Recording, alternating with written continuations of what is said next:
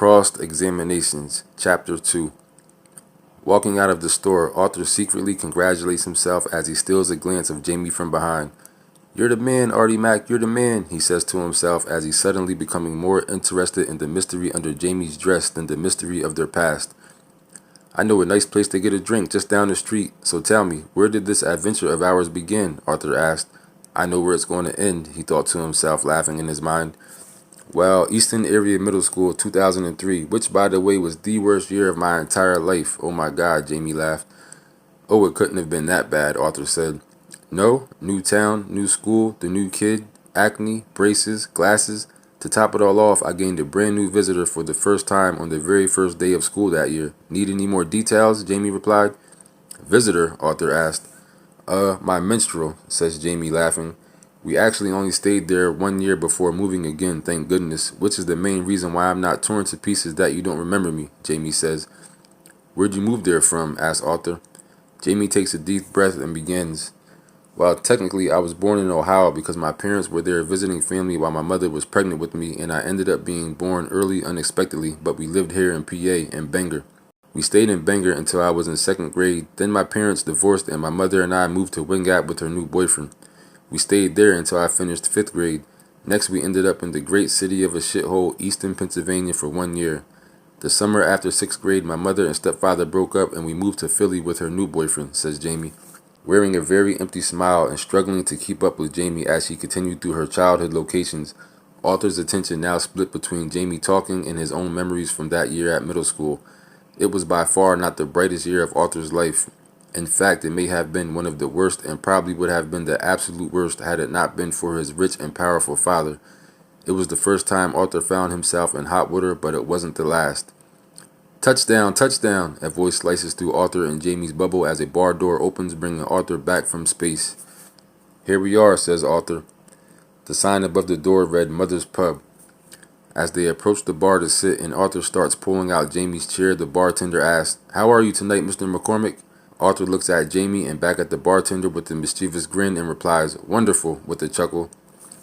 By this time, the bartender is already making Arthur's drink, the same drink as always, an Alabama Slammer. The bartender serves Arthur his drink and asks, "For the lovely lady?" "I'll have a screwdriver, thank you," says Jamie. "Well, it looks like somebody's still a big shot. I guess some things never change," added Jamie. "Big shot?" Arthur asked. "Yes, big shot. The briefcase, the nice suit. Mr. McCormick, what are you, some type of hotshot lawyer or something?" asked Jamie. "Actually, I am. Maybe not a hotshot, but yes, a lawyer. Thurman and Winster. That's the law firm I work at, not far from here on 34th and 2nd Avenue, Arthur added. Jamie stares at Arthur for a few seconds, nodding her head very slowly with a small grin as if to give him her approval. "So there's no Mrs. Mac to complete this perfect picture?" asked Jamie as if she hadn't already studied Arthur's ring finger.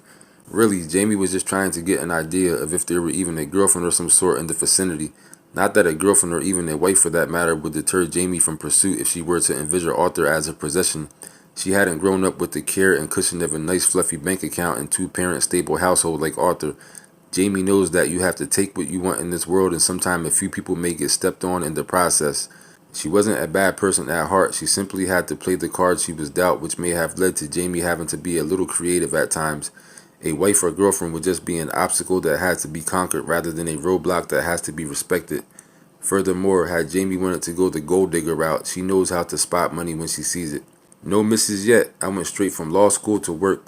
Between getting settled here in the city and trying to find my footing at becoming a hotshot lawyer, I hadn't had much time to audition for a husband position. So tell me, Jamie, what brought you to the city, and how in the world did you remember and recognize me after all these years if you had only known me for 1 year 15 years ago?" asked Arthur.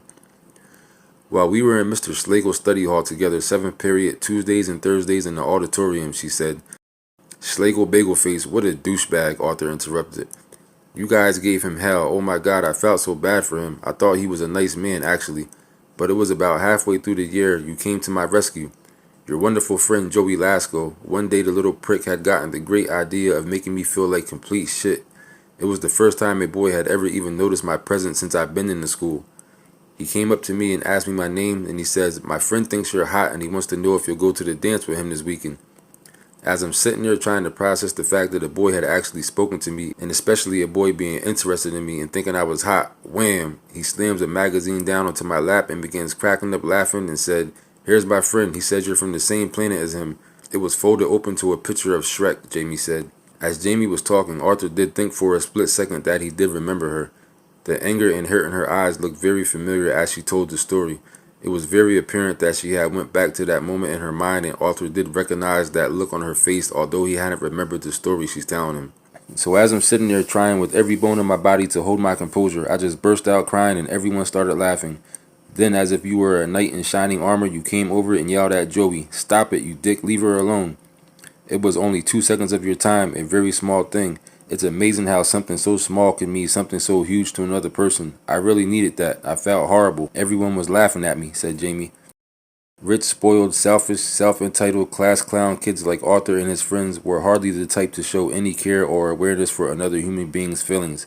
The mere thought that anyone else mattered at all in any type of capacity would be a long shot to types like them. Jamie sums up that ideology by saying, "The fact that one of the popular kids like you came to my rescue meant so much to me, more than you'd ever imagine. Unfortunately, I don't think you ever looked at me again for the rest of the year, though. Talk about an extreme day, huh? A boy talked to me for the first time, ended up crushing my feelings. Then I was rescued by the cutest boy in the school, all in the same day, at the same time. It's safe to say that you became my middle school crush that day. I never took my eyes off you from that day on. That's how I know you never looked at me again," Jamie said before an outburst of laughter. "It became the highlight of my whole year. Who am I fooling? It was one of the highlights of my whole childhood." Pathetic. Jamie lets out another burst of laughter. Arthur, still not remembering the incident and completely surprised of the humanity that someone is telling him that he had displayed one day, takes advantage of the moment as if it were a reoccurring theme in his life. "That's terrible he did that to you. I can't stand to see people take advantage of the weak. What an asshole," Arthur said. Arthur continued his mediocre self-titled humanitarian awareness role for a few more minutes. Jamie just grinned and listened. She had to fight back the impulse of telling him how full of shit he is. She single-handedly witnessed Arthur and Joey along with his other little minions pick on tons of people in school. Jamie decided to let Arthur off easy though. These things were 15 years ago. Maybe he's a different person now. Besides, he was pretty darn handsome, even more handsome now than in middle school. And for some weird reason, it was cute to Jamie watching him sitting there trying to convince her of how good of a guy he was back then, knowing that he doesn't even realize he is actually trying to convince himself. "Well, I think you're the victorious one now," says Arthur, protruding his stud vibes towards Jamie after his rant. "How so?" asked Jamie. "Well, for starters, you're smoking hot. Whoever this hideous-looking little girl was that you described in middle school is long gone. Lasco and those guys would be drooling all over you right now," Arthur said. "Is that so? Are you still friends with that jerk?" asked Jamie. "I bump into him every now and then when I'm back home for the holidays and stuff," Arthur said. "Good. He's probably still an asshole, and I hope his wife is evil and chain smokes cigarettes and he went bald and lives in a ran-down trailer home with rain leaking through his roof," Jamie says. "Geez, I guess you know how to hold a grudge, don't you?" Arthur says as he starts laughing. Jamie bursts out and laughed at herself. "So you never told me what you're doing here in New York," says Arthur. "I started coming about 2 weeks ago to attend an art class on Mondays and Thursdays. I usually spend a few hours exploring the city after my classes before taking the bus back to PA," Jamie replied. "How do you like it?" asked Arthur. "It's amazing. I'm seriously thinking about moving here. There are so many things going on, so much opportunity, so much to discover. Last time I was here before 2 weeks ago, I was a kid with my parents," Jamie said. "I meant, how do you like the class?" said Arthur. "Oh, it's pretty cool so far," replies Jamie as she looks at her phone. "Oh crap, I have to get going. My bus leaves in 25 minutes, Jamie says as she starts to quickly put on her jacket. Arthur somehow feels cheated and thrown off balance by the attractive woman who's now seeming to speed out of his life with no regard for his presence. Jamie gives Arthur just enough eye contact to permit him to propose an alternative outcome for the night. Thinking of what words to interject into Jamie's fast-paced demeanor, he says, "Well, let's exchange numbers." "Of course, take mine down and text me so I have yours," says Jamie before telling Arthur her number. Arthur had to prepare for a big day in court the next morning. Had it not been for that, he would have been more than happy to invite Jamie back to his place to show off his lavish loft and try to razzle and dazzle her into his bedroom, all topped off with a ride back to Pennsylvania if need be. He would have been content just seeing if he were capable of changing the woman's course of action if he provided an alternative option. He also would have liked to have set up a date or some sort of plan on when they could meet up again or if they would meet again at all. At the very least, establish who were to call or text who first, or does she prefer calls or is texting better? Arthur wasn't used to being left in limbo by females. If anything, he does the leaving in limbo, not the other way around.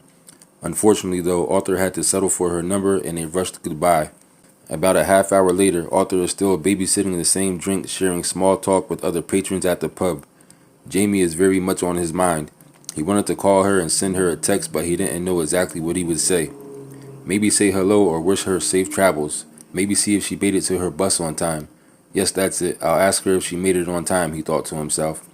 Jamie was a very attractive woman and carried a certain level of mystique which made her all the more intriguing. The real truth for Arthur, though, was that he just simply felt defeated. It didn't sit right with him that the woman ended up leaving in such a hurry as to seem not to care whether she'd even see him again. It didn't matter that she was rushing and possibly could have missed her bus. Couldn't she have taken the next bus?